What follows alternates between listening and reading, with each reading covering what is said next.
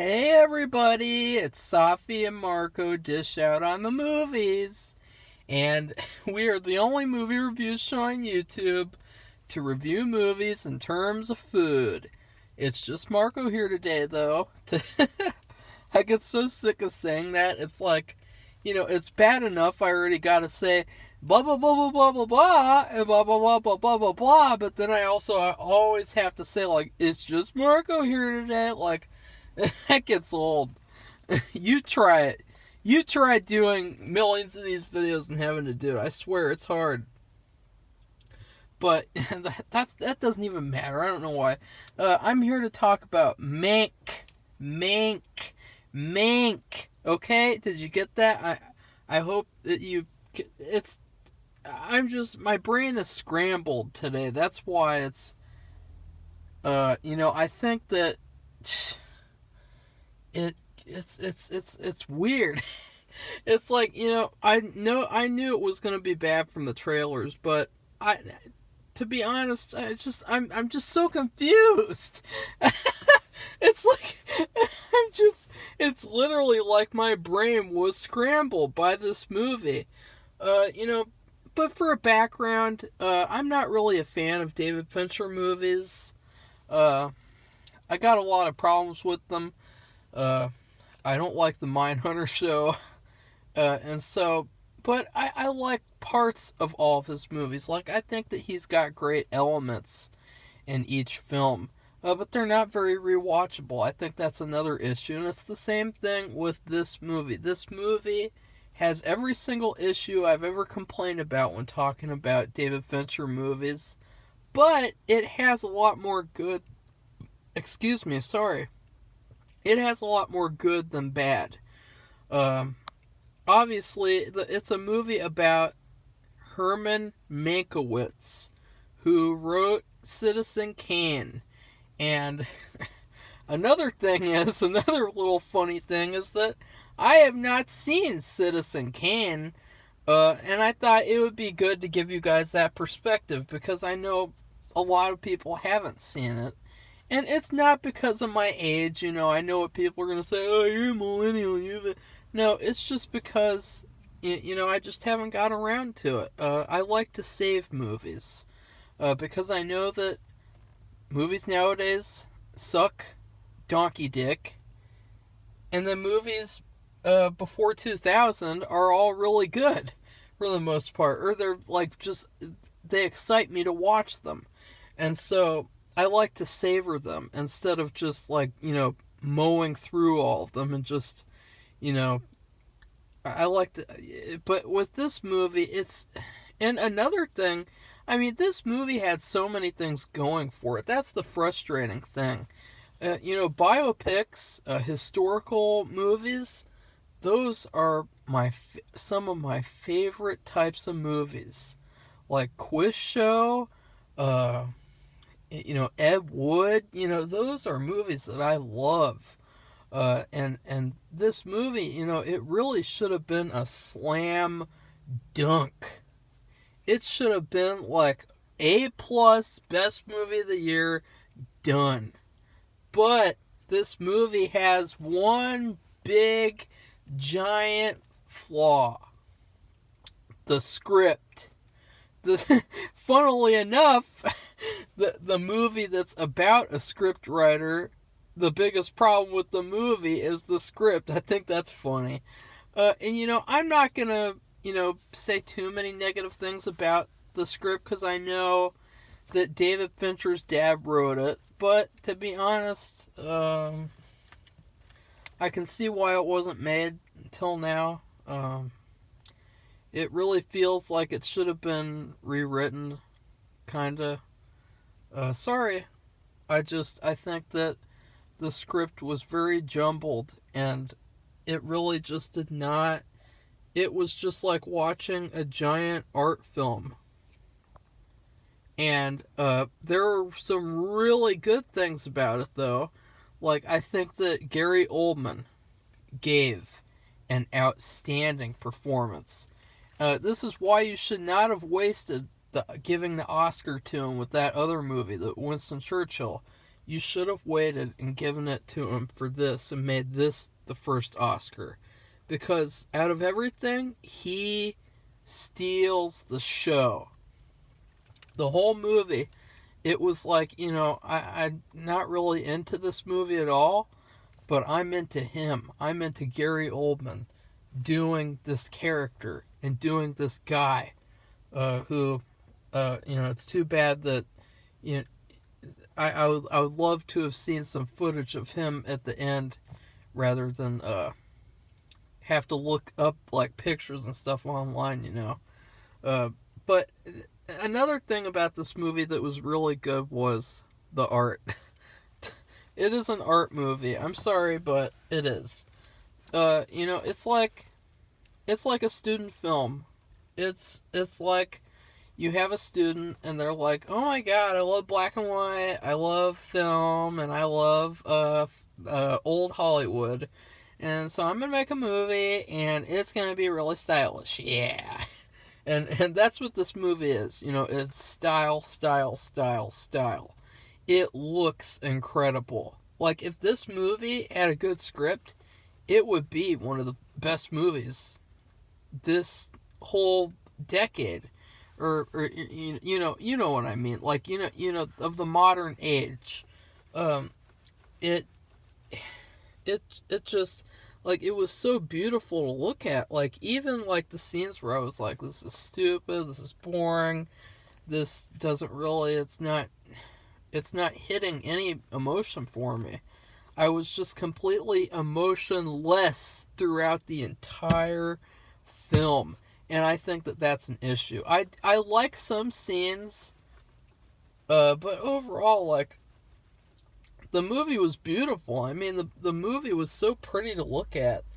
With Fargo, season 4, they made it take place in the 50s, and it looked awful. They did this horrible lighting, and what they could have done was just copied this movie. Because this movie is what Fargo season 4 should have looked like. It looks incredible. I hope that the cinematography wins an Oscar. I hope. And the lighting and like and the sound too. The sound had an old movie type of sound to it. And I love that. I thought that's so cool. This was a time period that they're showing. And another thing is that it was like, if I ever got to time travel, where I would go? Hollywood in the 30s, Hollywood in the 40s, 50s, and 60s. That's where I would go. Because it was just, it's such a, I don't know how to describe it. It was like a dreamy, fantasy land that they created with this movie, like a place where you would want to go there, even though they got these people talking about Hitler and concentration camps, and it's like, I don't like that stuff, but I like the this fantasy Hollywood world with all this, like, I don't know how to describe it. Another thing I really liked in the movie was the actresses. As usual, I know, like, every movie and TV show review nowadays, it's always like, man, that actress was hot. It's like everything I review, it's like the same old shit that I say. And I don't know, I have to be honest, that's what this channel's always been about. Being honest. And also trying to, give feedback to people who, nowadays movie reviews are so centered around kissing people's asses rather than giving them proper feedback. And I hope to bring that back, the age of giving equal praise and feedback, whatever they need. Because we want good movies and good television. We don't want more movies like the ones we're getting nowadays. But this movie, the actresses, you got Lily Collins, shout out to her, she looked really hot in this movie. Had like an Audrey Hepburn type of look to her. I mean, she could have honestly played Audrey Hepburn if they did her hair a little bit differently. and she did a good job. I did think that her character needed to be in the movie a little bit more, and because I thought it was kind of weird how like she had this storyline with her husband, and it's like, I don't care. And then you had Amanda Seyfried, and both of these ladies, I'd like to point out, are on my top 30 most beautiful actresses list that I made, the list video that I made months ago. So if you should check that out.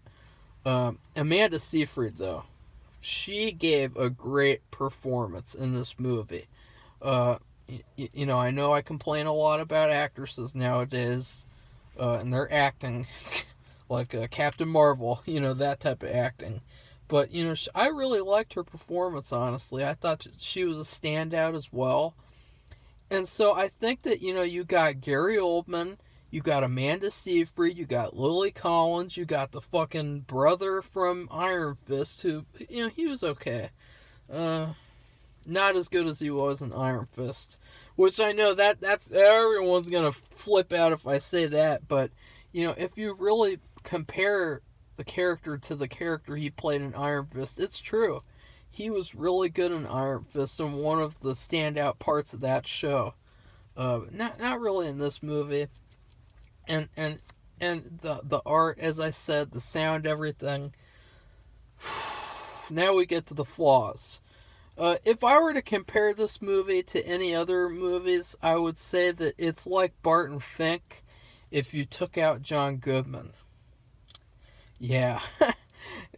Barton Fink is my favorite Coen Brothers movie, but it is only my favorite Coen Brothers movie because of John Goodman. He makes that movie, and the fact that you took that character out and made this movie was just... I didn't feel like it was ever going anywhere. I just felt like it was just meandering and sort of like, like character scenes that were kind of like, okay, let's go. Like, I just didn't really enjoy it. Like, it was just kind of like, okay, like, is that all? Like, it's 2 hours, bro. It's 2 hours. And, with Barton Fink, it's a story, and it moves and moves, and it's like a nightmare, and it elevates to the very end, where it culminates with that fantastic beach picture, which I won't spoil, like, what that's about. But, with Mank, I don't think it would help if I saw Citizen Kane.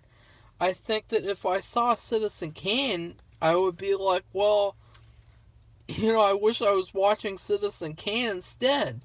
I think that also I shouldn't have to see Citizen Kane, because you got a movie like Ed Wood.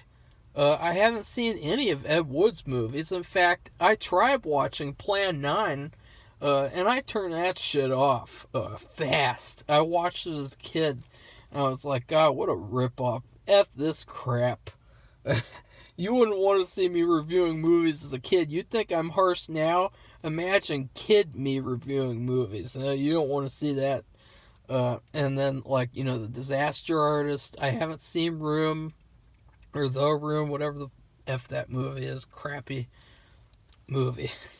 But I like The Disaster Artist. And so I think that, this movie failed. It failed because it had so much potential, and it just never really made any sense. It never really went anywhere. I will say, though, that David Fincher did the best that he could with the script. He put his all into it. I mean, there was nothing else that he could do. At the end of the movie, it really started to feel more like dramatic because of the editing, and so I appreciated that. But overall, it was okay. I thought it was okay. It's like, I wished I had seen it in theaters too, because if it was playing in theaters, then it would actually improve it, because maybe like I don't know. Like, it's just it's a puzzle. It is a puzzle of a movie. Uh, it feels very student filmish, which I've already said before. Sorry about that, but I just it's the truth. And so for my rating, though, I have no effing clue, to be honest. This movie is so puzzling that I can't even give it a rating. I mean, I gave Lily Collins fish fillet before in the Ted Bundy movie. Uh, I guess uh, like a little tiny portion of a fish fillet, because she's not really in the movie that much to be a full fish fillet. And then you got Amanda Seyfried, and she, I don't know with her. I mean, she's like a McDonald's ice cream cone. And, who eats ice cream with fish? Nobody.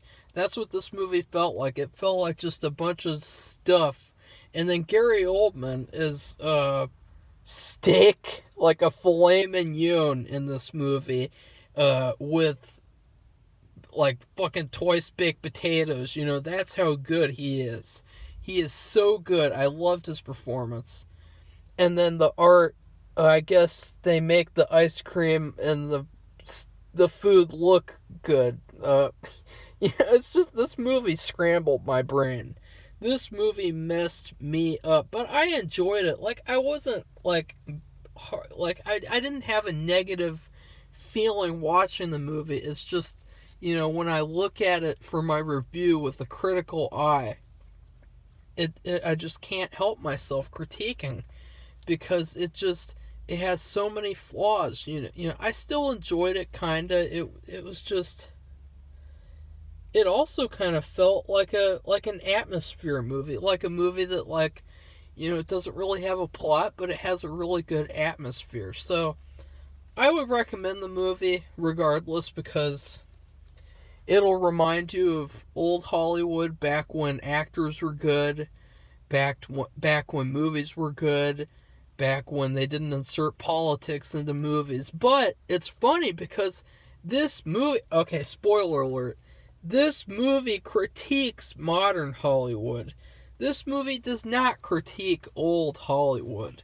This movie says F you to 2020 filmmaking, 2020 movies. You got these studios making all these woke propaganda films, and this movie, it has this messaging where it's like, you got all these rich people, and they're putting their politics into these movies, and it's like, that is not good. People, they so and I love like some of the depression stuff, like how the depression factored into this movie. And I'm starting to sound really pretentious. I hope I'm not pretentious, I promise. I just sound that way for my voice. I can't do anything about my voice. I'm stuck with it. I was born with it, so fuck off with that shit I see all the time on videos. But I don't know what that is. But, people, they have to spend their hard-earned money that they don't even have on movies in the Depression, and it's reflective to now, where people don't have much money because of the pandemic. And so I really like that too, because it's like, yeah, that's true. People want to spend their money and watch a movie. They don't want to spend their money and go be lectured to by rich people and actors. And that was another thing too, is that, you have all these actors and they're just pretending to be normal people. And it's true. It was such a great critique of modern Hollywood. I love that. I also love the fact that, a big problem nowadays is how actors and filmmakers behave in public. They put on these heroic, oh, listen to me, I'm going to go on Twitter and talk about how you should not let your husband have, what was that called? That Alyssa Milano, the fucking sex strike bullshit that she was doing. Like, oh, I'm better than you. Oh, guys, you need to vote for this person. You need to go out and vote and do this and just listen to me. Because I'm a rich celebrity and I know everything and I'm better than you. Well, in this time period, actors could not do that shit. They would get effed up by the studios. And in this movie, they're having all these political discussions behind closed doors, but the way that they just act so nice. They act so, classy, and they just act so human. Whereas, nowadays you got like, ugh. I don't even want to think about nowadays. It's like so the opposite. Like it's not even close of a comparison, because you got like just horrible people nowadays in the industry who can't even act. I mean, they don't act, they don't say anything good. They're these spoiled rich brats who have no talent. Whereas back in the 30s, when this movie took place, you had to have talent to make movies. You had to be like Herman Mankiewicz. And Herman, he was pushing the boundary. And they even had another dig at the beginning of the movie where they said he was given this amount of days. There was no studio interference. He was allowed to make a movie about anything he wanted. No limitations whatsoever. And to be honest, that should have been the message of the movie. Because what did you get from that? You got Citizen Kane. Nowadays, Citizen Kane couldn't get made because it stars a white man. That's one issue, and then all the other crap they talk about, 300 some pages. Oh, you gotta have a 100-page script, and that's it. You can't push the boundary because I think that, this movie, it really, I was worried because I'm so sick of the, 2020 perspective on olden time periods. Like, with Fargo season 4, it's like, oh, look, the 50s, it was a racist era. It was a terrible era. Everything was horrible. Everything was awful. Housewives. Oh my god. Housewives were prisoners. They were stuck. Oh my god. And, with this movie, it's more of a fair, balanced look, where it feels like, half of it is like, look how relevant this is nowadays. Like, this shit has gotten worse and worse with the politics, with the studio interference, but also back then it had a lot of good stuff to it too, like the way that. I've gotten really off track, haven't I? Well, I'll stop now. If you guys like this video, like the video, press thumbs up, all that crap. Subscribe, comment. I'd like to have a discussion. This review just isn't like final. I'd love to have the discussion with you guys because, I wanted to like the movie a lot. Like, I was really looking forward to giving it a shot and being fair. Because honestly, I thought the trailer was even worse than the movie. I mean, the trailer just looked completely bad. Yeah, that's all I have to say. Goodbye, everybody. See you soon for list videos and crap.